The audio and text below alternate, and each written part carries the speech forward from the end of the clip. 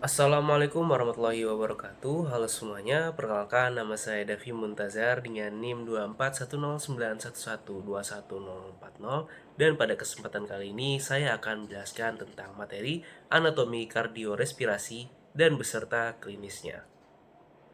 Oke, teman-teman, langsung saja di sini kita bakal bahas tentang anatomi kardiorespirasi dan klinisnya. Nah, sebelumnya anatomi kardiorespirasi ini ada dua ya. Jadi ada kardio dan respirasi. Kardio ini adalah sistem peredaran darah kita dan respirasi adalah sistem pernafasan di tubuh kita. Oke. Di sini pertama-tama kita akan membahas tentang jantung ya teman-teman.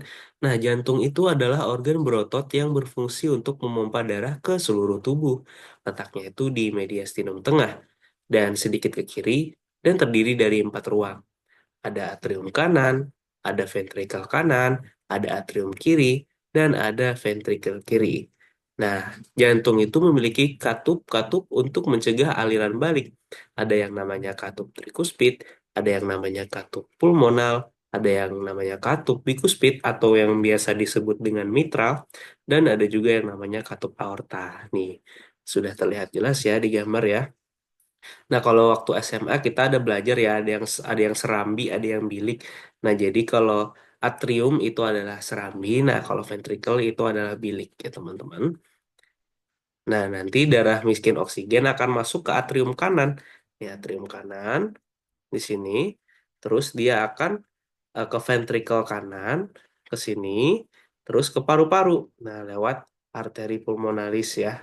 Nah, dia itu darah kaya oksigen akan dari paru-paru itu akan masuk ke atrium. Atrium kiri ya. Atrium kiri dari sini. Terus dia akan masuk ke ventrikel kiri dan kemudian ke aorta untuk dipompa ke seluruh tubuh. Begitu, teman-teman. Nah, kemudian kita lanjut ke jenis-jenis pembuluh darah ya. Nah, dalam pembuluh darah sendiri itu terdiri dari 3 jenis utama, teman-teman. Yang pertama ada arteri, terus ada vena, dan juga kapiler. Nah, arteri ini dia akan membawa darah keluar dari jantung. Umumnya itu kayak oksigen, kecuali arteri pulmonalis ya. Kemudian ada yang namanya vena. Ya, arteri yang ini ya. Nah, ini adalah namanya vena. Dia itu membawa darah kembali ke jantung dan umumnya dia itu kurang akan oksigen. Kecuali di vena pulmonalis gitu. Dan di sini ada kapiler nih. Yang kayak nyambungin keduanya gitu ya. Dia itu adalah pembuluh darah kecil yang menghubungkan arteri dan vena. Nah, di situ dia tempat bertukarnya gas, nutrisi, dan juga limbah. Selanjutnya, kita akan membahas tentang sirkulasi darah. Nah, sirkulasi darah di, terdapat menjadi 2 sistem ya. Jadi sistem ini dibagi menjadi 2 sirkulasi utama, yaitu sirkulasi sistemik dan juga sirkulasi pulmonal. Nah, kalau sirkulasi sistemik itu sendiri, dia itu dari jantung ke seluruh tubuh dan kembali ke jantung lagi. Jadi, dia itu mengantarkan oksigen dan nutrisi ke sel-sel di dalam tubuh kita. Kemudian ada sirkulasi pulmonal. Nah, dia itu dari jantung ke paru, kemudian ke jantung lagi. Tujuannya itu adalah untuk mengoksigenasi darah atau darahnya itu biar kaya akan oksigen gitu ya.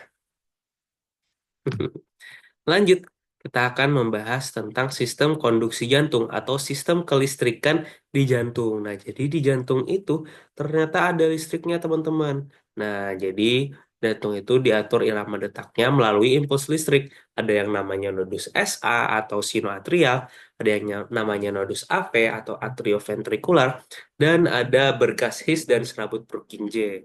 Nah, mereka ini sangat berperan penting nih dalam sistem kelistrikan di jantung kita, yaitu akan berdetak secara otomatis gitu. Jadi tidak perlu energi. Jadi jantung kita tuh bisa berdetak otomatis karena ada mereka-mereka ini, teman-teman. Nah, ada nodus sinoatrial ya atau pacemaker. Pacemaker alami. Dia itu memulai impuls listrik yang akan membuat atrium yang di atas tadi itu dia akan berkontraksi, teman-teman. Kemudian ada nodus AV atau atrioventrikular, dia itu akan menerima impuls dari sinoatrial tadi dan akan memberi jeda agar ventricle itu siap dalam melakukan konduksi jantung. Dan ada bundle of His atau cabang di kiri dan kanan. Dan ada serabut Purkinje. Nah, serabut Purkinje itu dia akan membawa impuls ke ventrikel dan membuatnya berkontraksi. Begitu, teman-teman. Kemudian kita lanjutkan ya. Nah, di sini kita masuk ke sistem respirasi, teman-teman. Jadi, sistem respirasi atau sistem pernafasan dalam anatomi itu mencakup organ-organ yang berfungsi dalam proses pernafasan kita, yaitu pertukaran gas oksigen dan juga karbon dioksida antara tubuh dan lingkungan. Sistem ini terbagi menjadi dua bagian, teman-teman. Jadi, ada saluran pernafasan atas dan saluran pernafasan bawah. Saluran pernafasan atas, dia itu berfungsi untuk menyaring, melembabkan dan menghangatkan udara yang masuk. Nah, dalam saluran pernafasan atas, dia itu termasuk hidung, rongga hidung, faring, dan laring. Hidung dalam bahasa Latinnya adalah nasus ya teman-teman. Kemudian rongga hidung itu dalam bahasa Latinnya adalah cavum nasi. Itu.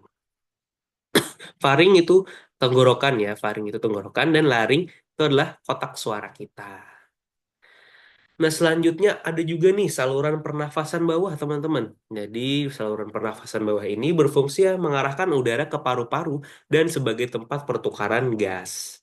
Nah, yang pertama itu adalah trakea atau batang tenggorokan kita. Kemudian akan masuk ke yang namanya bronkus, bronkiolus, alveolus, dan akhirnya ke paru-paru kita. Gitu, teman-teman. Nah, sistem respirasi ini sangat penting ya dalam tubuh kita karena dia itu memiliki banyak sekali fungsi. Bisa termasuk mengambil O2, oksigen ya dari udara dan memasukkannya ke dalam darah kita, mengeluarkan karbon dioksida dari darah ke udara dan membantu mengatur pH darah dan sangat berperan dalam produksi suara dan bau.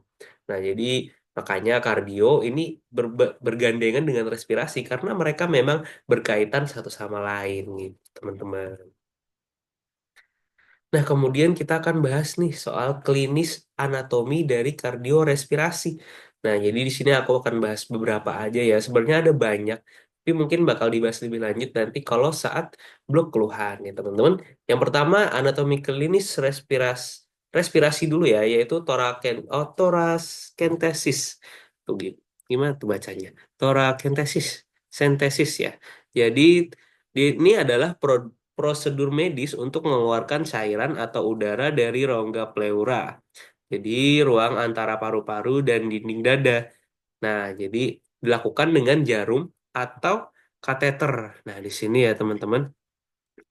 Tujuan dari kegiatan ini adalah untuk mengurangi sesak nafas dan mendiagnosis penyebab efusi pleura. Misal ada infeksi, kanker, atau gagal jantung, teman-teman. Nah, lokasi tindakannya biasanya itu di sela tulang iga, tulang rusuk kita ya, tulang rusuk kita di interkostalis namanya itu, untuk menghindari pembuluh dan saraf. Kemudian ada lagi nih yang namanya perikarditis. Nah, perikarditis ini adalah peradangan pada perikardium. Nah, perikardium ini bisa disebut sebagai selaput yang menyelimuti jantung, teman-teman.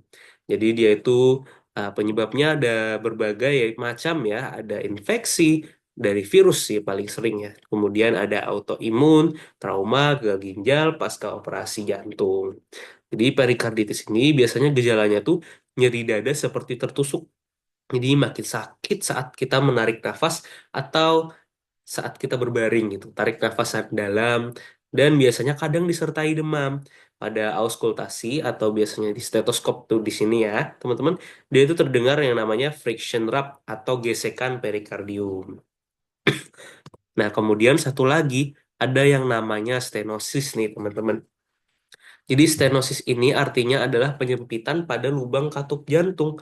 Jadi bisa dilihat nih, kalau normal itu dia bakal mengebukanya gini katup-katupnya tadi. Katup-katup yang ada empat tadi yang di awal sudah kau jelasin ya teman-teman. Jadi kalau tertutup dia itu bakal sempurna nih nutup gini.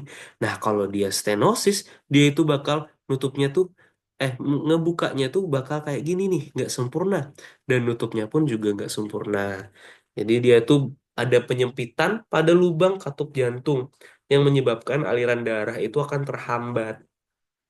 Nah, jadi ada beberapa jenisnya juga stenosis ini, teman-teman. ada stenosis katup aorta. Nah, biasanya kalau katup aorta yang kena stenosis, dia itu hambatan darahnya itu dari ventrikal kiri ke aorta bisa menyebabkan pingsan, nyeri dada, dan sesak. Kemudian kadang ada juga yang di katup mitral. Nah, di katup mitral tuh dia bakal menghambat darah dari atrium kiri ke ventrikel kiri. Ya, atrium kiri ke ventrikel kiri. Nah, dia itu bakal terhambat. Nah, di situ dia bisa menyebabkan sesak juga dan bahkan batuk berdarah dan pembekakan dari paru. Dan kalau pulmonal dan trikuspid yang stenosis itu tuh lebih jarang ya teman-teman. Biasanya kalau ada terjadi mungkin bawaan lahir gitu. Nah, penyebabnya itu biasanya kelainan bawaan atau mungkin RHD atau rematik jantung. Gejalanya itu tergantung lokasi, tapi biasanya itu sesak dan cepat lelah, bengkak, dan ada murmur khas saat kita periksa dengan stetoskop. Itu teman-teman. Nah, terima kasih ya atas perhatiannya. Sip, itu dia penjelasan saya tentang anatomi materi kardiorespirasi dengan klinisnya. Semoga dapat bermanfaat. Wassalamualaikum warahmatullahi wabarakatuh.